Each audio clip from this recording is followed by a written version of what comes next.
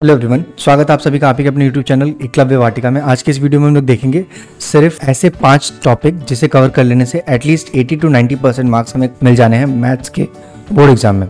तो एक्चुअली ये टॉपिक जो है बहुत रेयर क्वेश्चंस हैं इसमें जिसे आपको कवर करने चाहिए। और बिफोर अभी हमें सिर्फ 10 डेज और 11 डेज लेफ्ट है बोर्ड एग्जामिनेशंस के। सो अगर आप इसे कवर कर लेंगे तो it will be very easy to score एटलीस्ट 90% इन मैथ्स। तो बेसिकली हमारे पास अभी सिर्फ 10 डेज लेफ्ट है और इस 10 डेज के बीच में हम लोग देखेंगे कि कौन कौन से ऐसे टॉपिक हम लोग कवर कर सके जिससे हम लोग we can score those marks. तो अगर हम देखें चैप्टर वाइज डिस्ट्रीब्यूशन मैथ्स के, तो चैप्टर वाइज डिस्ट्रीब्यूशन में हमारा फर्स्ट चैप्टर है नंबर सिस्टम। इसमें 6 मार्क्स के क्वेश्चंस पूछे जाएंगे। अलजेब्रा में एटलीस्ट हमें 20 मार्क्स के क्वेश्चन पूछे जाएंगे, जो कि एक बहुत बड़ा सेक्शन है 10th क्लास के बोर्ड एग्जाम में। और ये जो मार्क्स डिस्ट्रीब्यूशन है ये हमें मिलता है CBSE एकेडमिक काउंसिल की तरफ से। एंड ये एक श्योर शॉट है, इसके अलावा या इसके बाहर कभी भी क्वेश्चन नहीं पूछे जाते हैं। Then the third topic which is covered by coordinate geometry and fourth is geometry, trigonometry, mensuration and static and probability। तो ये जो टॉपिक वाइज मार्क्स डिस्ट्रीब्यूशन है, अगर आप इसे कवर कर लेंगे चैप्टर वाइज और टॉपिक वाइज, तो आपको समझ में एक आइडिया मिल जाएगा रफली कि कितने मार्क्स से आने वाले हैं। चलिए अभी हम लोग देखते हैं चैप्टर वाइज ऐसे कौन से 5 टॉपिक है जिस टॉपिक को अगर हम लोग कवर कर लेंगे तो एटलीस्ट हमारा 80-90% मार्क्स कहीं नहीं गया हुआ है। ओके, सो पहला टॉपिक हमें मिलता है सरफेस एरिया एंड वॉल्यूम। ये इसे हम पहला टॉपिक लेके क्यों चल रहे हैं, क्योंकि सरफेस एरिया एंड वॉल्यूम से अगर हम देखें तो इसमें फर्स्ट टर्म और कन्वर्जन के क्वेश्चंस नहीं पूछे जा रहे हैं। वो कोविड से पहले से ही कोई क्वेश्चन नहीं पूछे जा रहे, तो ये 2 टॉपिक जो फ्रीक्वेंटली आस्क्ड क्वेश्चंस थे वो अभी नहीं पूछे जाते हैं। अगर हम देखें सिर्फ सरफेस एरिया एंड वॉल्यूम से कौन कौन से क्वेश्चन पूछे जा रहे हैं, तो वो सिर्फ कैलकुलेशन बेस्ड पे है, मीन्स फॉर्मूला ड्रिवन कैलकुलेशंस के बेसिस पे। अगर आपका कैलकुलेशन सही है तो you can easily cover these topics. तो अगर आपका कैलकुलेशन बढ़िया है, अगर कैलकुलेशन नहीं बढ़िया है तो आपको ये ध्यान में रखना होगा कि क्वेश्चंस को सिर्फ लास्ट एंड तक छोड़े।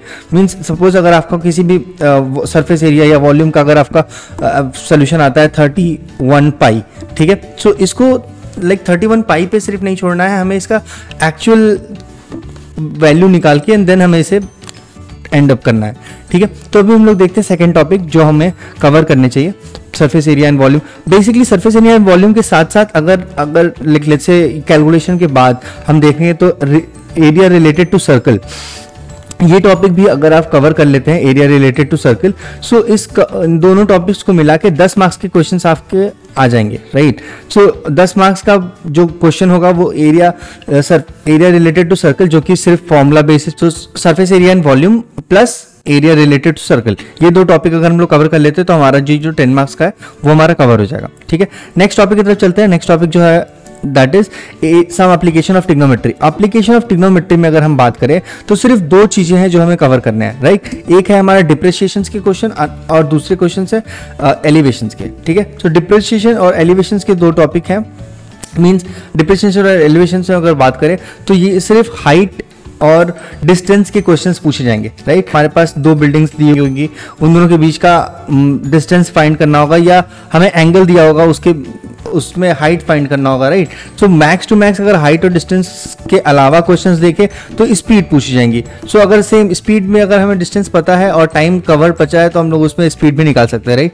तो ये हमारा एप्लीकेशंस ऑफ ट्रिग्नोमेट्री के क्वेश्चंस होंगे। अपार्ट फ्रॉम दिस अगर थर्ड टॉपिक के बारे में बात करें तो पॉलिनोमियल और क्वाड्रेटिक इक्वेशंस। पॉलिनोमियल और क्वाड्रेटिक इक्वेशंस के बीच में भी हमारे पास बहुत श्योर शॉट वेज है जिसे पूछा जाएगा। पहला इज हमें पता है that ax square plus bx plus c is equal to 0, right. So एक तो ये इक्वेशन हो गया। दूसरा इक्वेशन हो गया फैक्टराइजेशन का। सो फैक्टराइजेशन के इक्वेशन से सेकेंड टॉपिक हो जाएगा। देन थर्ड टॉपिक इज अगर हमारे अल्फा स्क्वायर फाइंड आउट करना है तो ये हमें पता है that alpha plus beta whole square is equal to minus 2 alpha beta, right. So ये फॉर्मूला लगा के ये हमारा थर्ड टॉपिक हो जाएगा। पॉलिनोमियल्स और क्वाड्रेटिक इक्वेशंस को मिला के हम लोग कवर कर ले तो ये हमारा अगेन 10 मार्क्स का जो क्वेश्चन होगा वो कवर हो जाएगा। देन अगर फोर्थ टॉपिक की बात करें तो फोर्थ टॉपिक में स्टैटिस्टिक्स पूछा जाएगा। स्टैटिस्टिक्स में बहुत 3 तरह की चीजें पता है, which is mean, median, mod. So mean median mode, ये जो 3 टॉपिक्स हैं ये सिर्फ हमें पूछे जाएंगे स्टैटिस्टिक्स के लिए, और इसके भी बहुत सारे क्वेश्चंस नहीं है।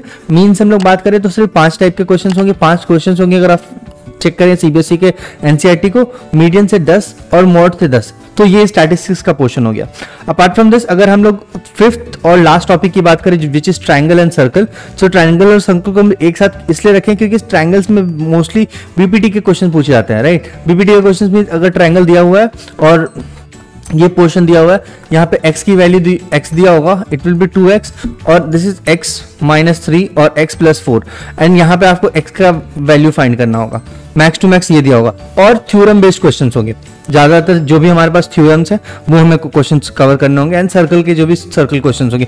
तो ये अगर 5 टॉपिक कवर हो जाएंगे तो आपका 80 to 90% marks will be very easily covered, and या that's all. Thank you so much guys, and be prepared and good luck for your examination. Do subscribe to Eklavya Vatika.